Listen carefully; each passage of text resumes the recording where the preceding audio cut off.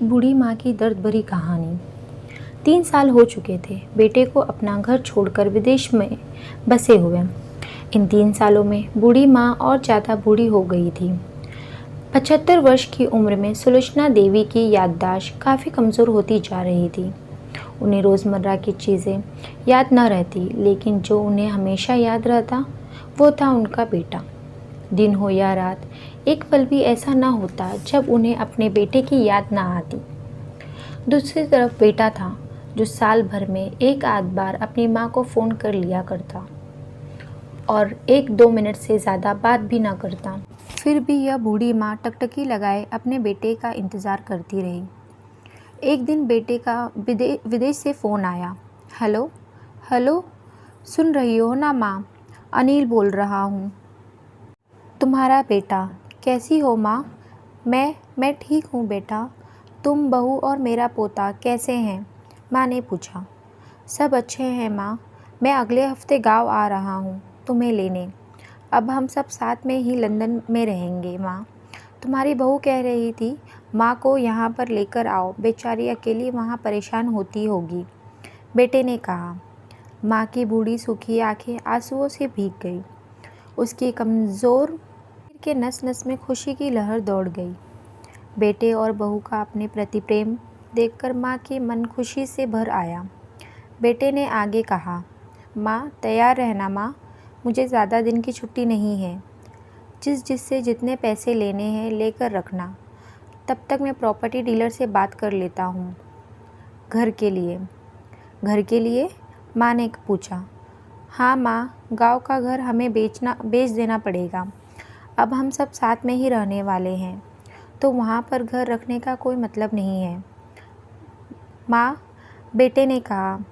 बुढ़ापे की वजह से ठीक से चलने में असमक्ष माँ ने पूरे मोहल्ले में घूम घूम कर अपनी इस खुशखबरी को सभी को सुनाया। सभी को खुशी हुई। सबको लगा माँ जी के आखिरी दिन अपने परिवार के साथ खुशी से बीत जाएंगे।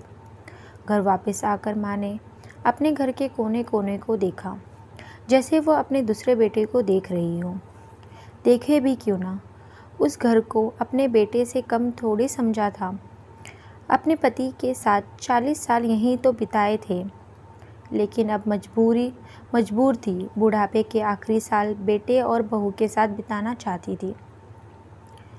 दिल पर पत्थर रखकर घर बेचने के लिए माँ तैयार हो गई। आनन फानन में बेटे ने घर को आधे दामों पर बेच दिया। माँ ने ज़्यादा नहीं, लेकिन जिन चीज़ों से दिल लगा था उन चीज़ों को समेटा और बेटे के साथ टैक्सी में बैठकर एयरपोर्ट के लिए चली गई। एयरपोर्ट जाकर बेटे ने माँ से कहा, माँ तुम यहाँ बेंच पर बैठो, मैं सामान और बोर्डिंग पास की जांच करा कर आता हूँ। वहाँ वक्त लगता है और खड़ा रहना पड़ता है, तुम्हें तकलीफ़ होगी, तुम यहीं आराम करो। मैं यूँ गया और यूँ आया। माँ बेंच पर बैठ गई और बेटा अंदर चला गया। काफ़ी समय हो गया, बेटा वापस नहीं लौटा। माँ सोचने लगी ज़्यादा भीड़ होगी इसलिए देर लग रही है। अंधेरा होने को आया। अब तो लोगों की चहलकदमी भी कम होने लगी। माँ को अब चिंता होने लगी। एक कर्मचारी ने आकर पूछा, किससे मिलना है माँ जी आपको? यहाँ पर क्यों बैठी हैं?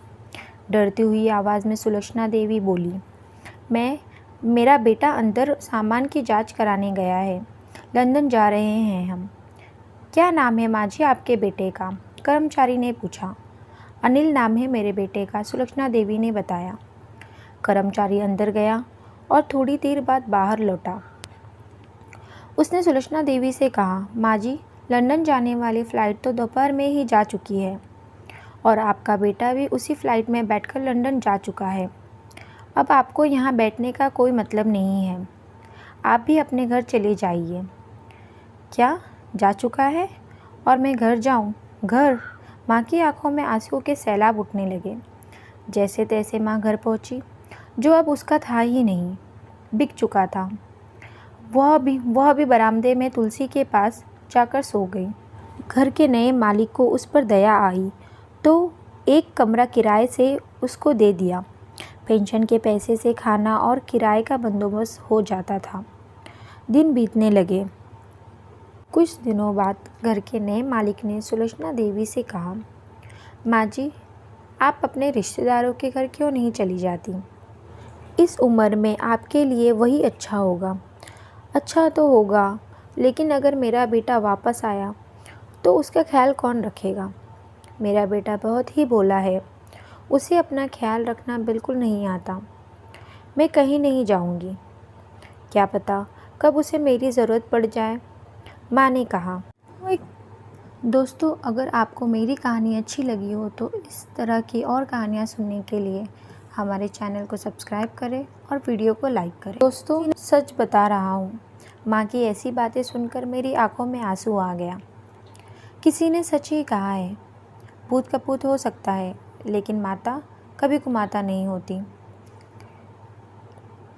आप सभी से हाथ जोड़कर विनती करता हूँ, अपने माता पिता की जितनी हो सके सेवा करें और उनका हाथ कभी मत छोड़ना। एक माँ को अपने बच्चों की बुराई कभी दिखाई नहीं देती। धन्यवाद।